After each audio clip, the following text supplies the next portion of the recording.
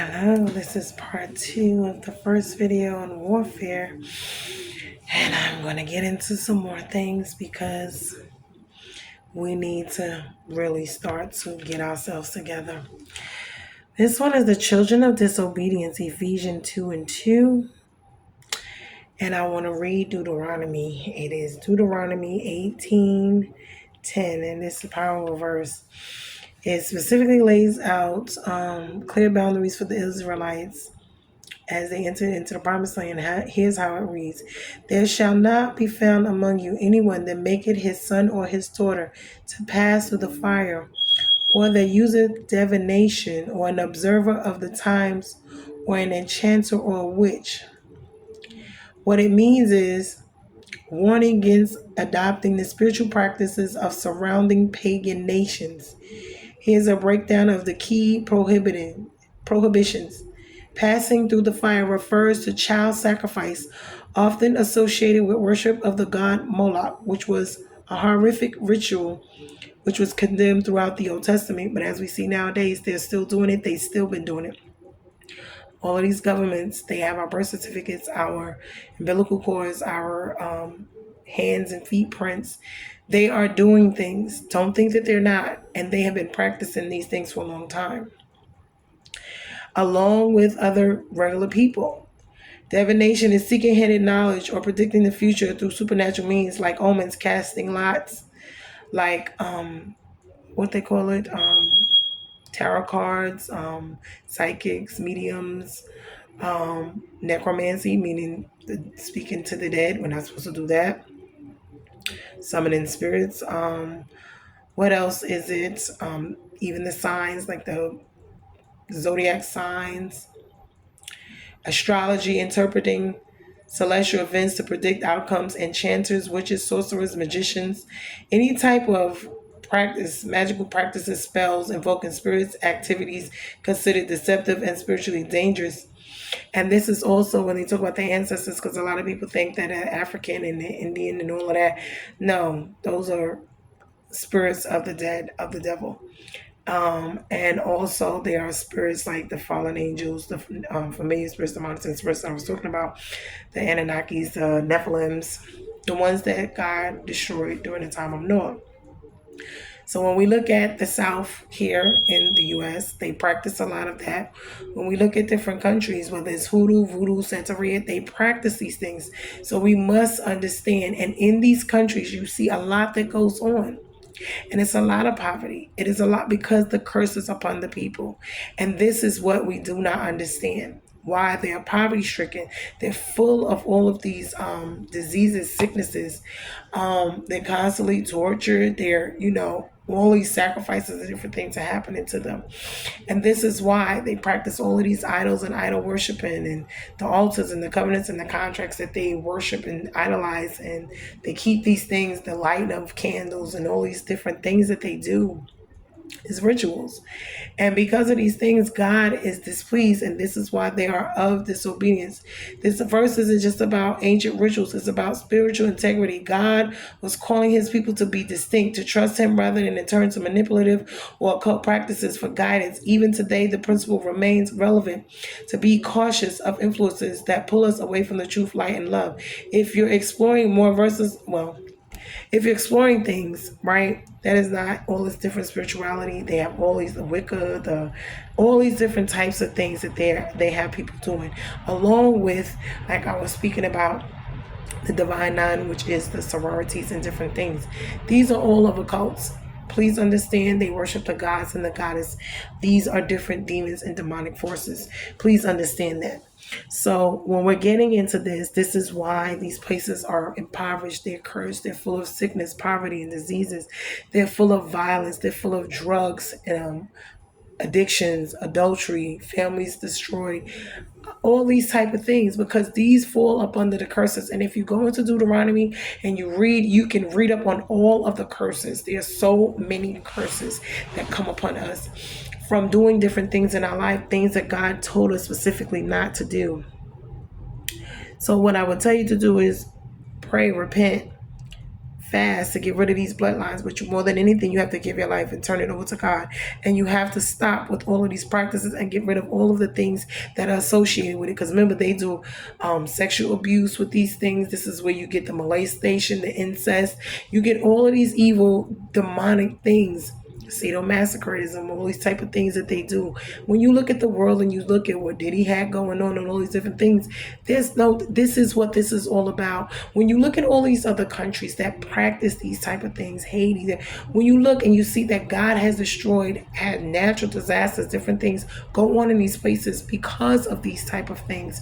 We cannot sit here and say that this is what God says they are not to do. And as long as they're practicing and doing these things, God is not going to bless them. They are living up under a curse.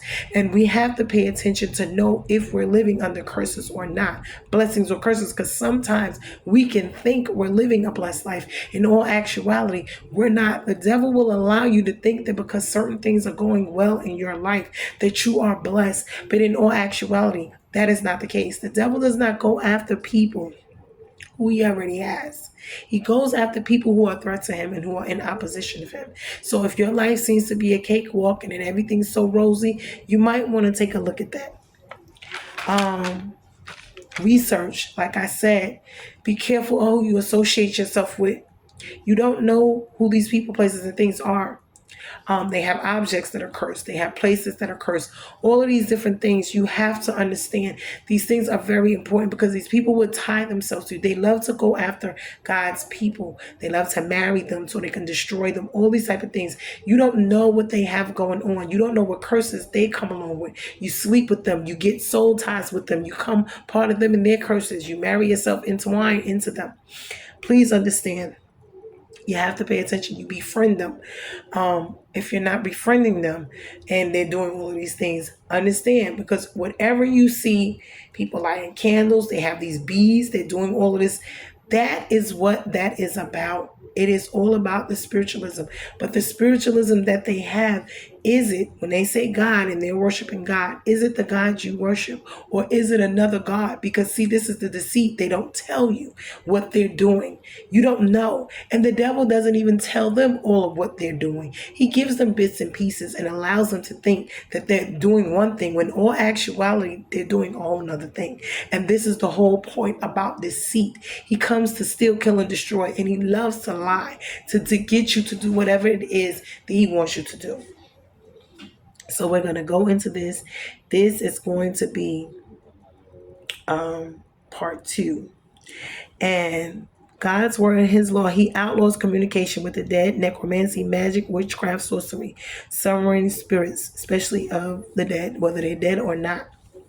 Like I said in Deuteronomy 18:10, I just read that. You're not supposed to have any type of relations with any of that. You're not supposed to marry into that. And he specifically told his children, meaning the Israelite people, because these other places, this is what they were delivered from. Remember, Egypt was a place of gods and they worshiped them. So when Joseph went there, they started to slowly, because of the bondage, because of all these different things, to worship and do what they were doing.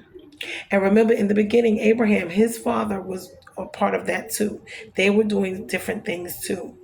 And when you look at the Freemasonry, I believe that came from, I forget his name, one of Noah's sons. And that's where that came from. But the Tower of Babel, all of that was a part of building to heaven, worshiping other gods, doing what they wanted to do, living a life basically without God in it, being rebellious of God, his teachings, his word, the way he wants us to live here, the original plan for our lives.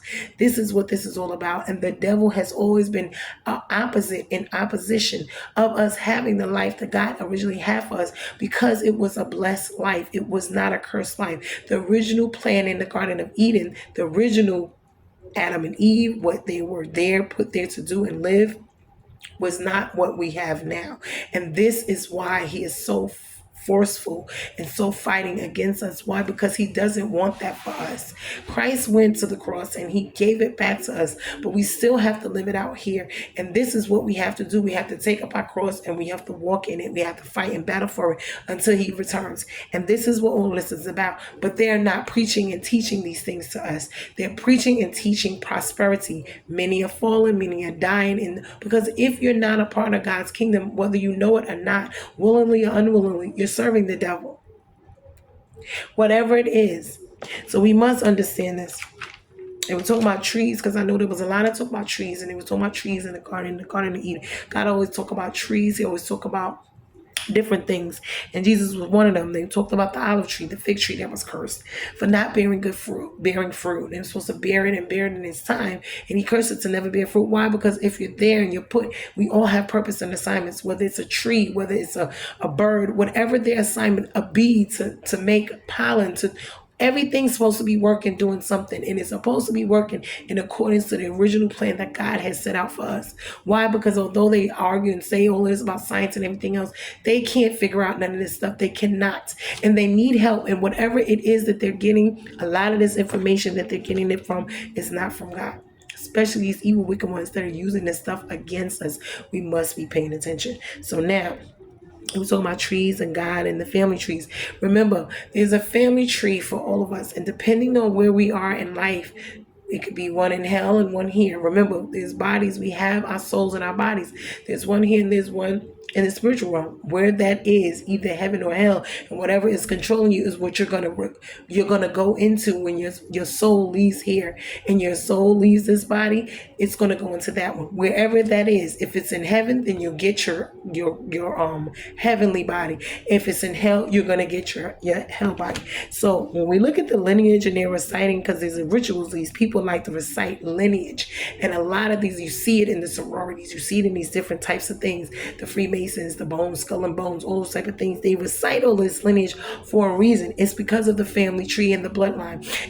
Depending on where that tree is planted and rooted, like I was just saying, it's either in heaven or it's in hell, and the fruit it's going to produce will be of that, and you will know it and see it, as Jesus said, you will know by the fruit what they're producing, meaning what are they replicating, what are they have going on. Are they producing fruit of God, meaning speaking, godly ways?